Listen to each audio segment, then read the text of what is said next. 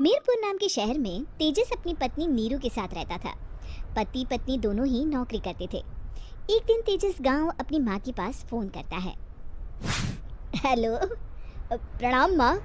जीते रहो माँ, तुम दादी बनने वाली हो हैं? अरे वाह, ठीक है बेटा, मैं कल ही आती हूँ। जब माँ जी शहर पहुंची तो बेटी बहू ने बहुत अच्छे से स्वागत किया। लीजिए माँ जी चाय। अरे गर्मा गर्म पकोड़े ले आओ माँ के लिए। नीरू रसोई में गई और 2 मिनट में ही पकोड़े ले आई। जी ये लीजिए। बहू जादू से बनाए हैं क्या? अभी तो रसोई में गई थी। यम्मी। माँ जी शीला रसोई में पकोड़े तल रही है, मैं बस लेकर आई। हे भगवान, मेरा धर्म भ्रष्ट कर दिया तूने। अब तो गंगा जल से शुद्धिकरण करना होगा। दूसरे दिन, माँ जी मैंने नाश्ता बना दिया है, ऑफिस जा रही हूँ।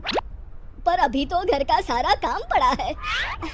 शीला आती ही होगी, झाड़ू पोछा बर्तन कपड़े वो सब कर लेगी। हमारे जमाने में घर का सारा काम हम ही करते थे। जी माँ जी आप बहुत होशियार हैं, मैं घर ऑफिस दोनों नहीं संभाल पाती। तो जरूरत क्या है घर से बाहर जाकर चाकरी करने की? वैसे भी घर का काम खुद करने से घर में बरकत आती है, समझी? पर माँ जी। पर वर कुछ नहीं, इस महीने की पगार मिले फिर ऑफिस बंद है। हाँ। रात को नीरू तेजस से कहती है, सुनिए जी, माँ जी बोल रही थी कि मैं नौकरी छोड़ दूं। वैसे ठीक ही तो है, अभी तुम्हें आराम की जरूरत है। फिर भी आराम कहाँ, शीला को छुड़ाने के लिए बोल रही थी। तो अब 24 घंटे में इतना काम तो कर ही सकती हो। पर जॉब पसंद है मुझे, घर पर मन नहीं लगेगा। अगले दिन जब दोनों ऑफिस के लिए निकल रहे थे, मेरी तो कोई कीमत ही नहीं है इस घर में। माँ जी आजकल महंगाई बहुत है, रहन सहन भी बदल गया है। दोनों नौकरी करते हैं तभी ठीक रहता है। अच्छा, तू कहना क्या चाहती है? मेरा बेटा तुझे बिठा के खिला नहीं सकता? तू ही इस घर का खर्च चला रही है, हैं? नहीं माँ जी, मेरा वो मतलब नहीं था। मतलब खूब समझती हूँ, ये बाल धूप में सफेद नहीं किए मैंने। हाँ। अब तो ये रोज का काम हो गया था। तेजस भी रोज की झिकझिक से परेशान हो गया था। एक दिन उसने कहा, नीरू वैसे भी तुम्हें मैटरनिटी लीव मिलने वाली है, तो अभी से ही छुट्टी ले लो। पर क्या, मेरी सैलरी अच्छी खासी है। आखिर नीरू ने रिजाइन कर दिया। जब बच्चा हुआ तो घर में सब बहुत खुश हुए। कुछ दिनों बाद तेजस फाइल देख रहा था। क्या हुआ तेजस, कुछ परेशान लग रहे हो? हाँ, वो हमारी जितनी सेविंग्स थी वो तो हॉस्पिटल में और छठी के फंक्शन में खत्म हो गई है नीरू। और अभी वैसे मंदी चल रही है तो मैं बोल रही थी कल मुन्ना को हेपेटाइटिस का टीका लगवाना है।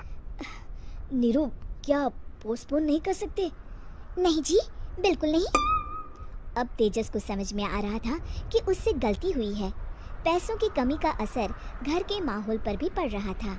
अगले दिन, बेटा मेरा चश्मा और ये दवाइयाँ ले आना, पर्चा देते हुए माँ जी ने कहा। जी। तेजस मुन्ना के लिए दूध का डिब्बा और डायपर भी ले आना, और ये किराने के सामान की लिस्ट है, इसे भी लाना है। तेजस गुस्से में लिस्ट मरोड़ कर फेंकता है और चिल्लाता है, पैसे क्या पेड़ पर उगते हैं? ये ले आना वो ले आना। अरे पर ये जरूरत का सामान ही है। वो गुस्से में बिना कुछ कहे ऑफिस चला गया। अरे अरे लंच तो ले जाइए। नीरू दौड़ कर डिब्बा पकड़ाती है। एक दिन खाना खाने के बाद, नीरू अब तो मुन्ना कुछ बड़ा हो गया, तो अब तुम वापस ज्वाइन कर लो ना जॉब। पर इस रिसेशन में जॉब मिलना बहुत मुश्किल है। ट्राई तो करो। फिर मुन्ना? माँ जी है ना, और एक फुल टाइम मेड भी लगा लेंगे। पर माँ जी उन्हें तो पसंद नहीं। तभी माँ जी वहाँ आ जाती है और प्यार से नीरू के सर पर हाथ फेरते हुए बोलती है, अब मेरी समझ में आ गया बहू, पहले के और अब के समय में अंतर है। तुम काम शुरू करो, मुन्ना की जिम्मेदारी मेरी। मेरी प्यारी माँ जी। ये कहकर नीरू उनके गले लग गई। शिक्षा परिवर्तन संसार का नियम है, हमें भी समय के साथ चलना चाहिए। उम्मीद है कि आपको हमारी ये कहानी पसंद आई होगी। कृपया हमारे चैनल को सब्सक्राइब करें और सभी अपडेट्स के लिए बेल आइकन जरूर क्लिक करें। और हाँ, वीडियो लाइक और शेयर करना मत भूलिएगा। Bye bye.